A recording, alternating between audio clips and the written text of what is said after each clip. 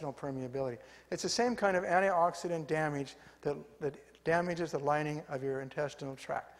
And when you damage that lining, you only have one cell between the intestinal cells and capillaries. So when you damage that cell, things get into your bloodstream from your gut. All these chemicals you're putting down there, even little protein chains that don't get broken down right, they get into your bloodstream. And 70% of your immune system is centered around your intestinal tract because you got all those antigens going in. So your body is making antibodies against the stuff that gets absorbed in your intestine.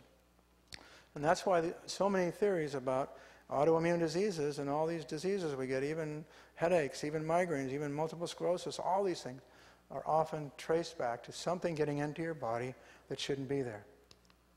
And it goes kind of like this. This is a healthy one. You got something damaged. That means you got little gaps between your intestine. You've ruined it. So some of these food particles get into your bloodstream. There's a capillary right below this one cell lining of your intestinal tract. That's called leaky gut. And even harmful bacteria and parasites get in there. Yeast and fungi get in there. Leaky gut, food intolerances, immune functions, autoimmune conditions. It's nasty. And again, the whole plant fibers induce the friendly bacteria. The fibrous foods invite these unfriendly bacteria, the foes.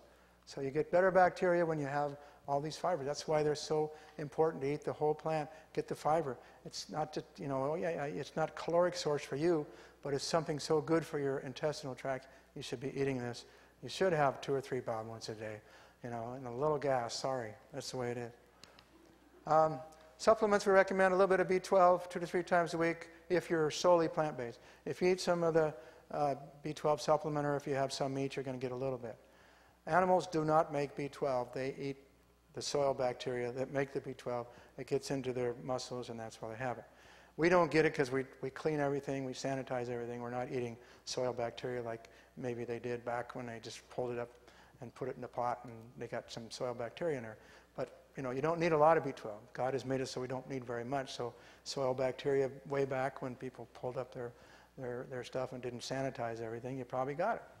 We like to use a little more vitamin D. Yeah, we don't, people put too much sunscreen on, you don't really convert a lot. And we're finding a lot of people. So I recommend also iodine. If you use iodized salt, we don't recommend too much salt in this diet, but most salt is iodine. You get a little iodine, but you don't want to be iodine deficient if you don't use any salt at all. Seaweed extract, sometimes most of these people recommend a little bit of that. So the summary here, how are we doing? This benefit of the diet reduces, of course, the free radicals that are the basis of all these diseases, brings proper function, allows your weight to become normal, prevents and reverses our Western diseases, stops food addictions, compulsive eating, stops the craving for the highs from disease-causing cocaine-like foods. It resets your appetite. You don't get addicted to these kind of foods. They do better for you. It resets your appetite to what is healthy, healing, restorative. It's back to the garden. Daniel's diet has merit. He was the wisest of all time, right?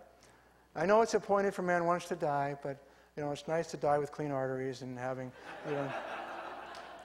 a healthier way your last years, and even your younger years, you want to be healthy.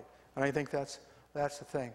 So anyway, food doesn't bring us near to God. It's not the most necessary thing is the salvation of our souls. We're neither the worst if we do or do not, as far as our souls go. But we should, whatever we eat and drink, we want to do it all for the glory of God. And I think that's going to be it. So thank you very much.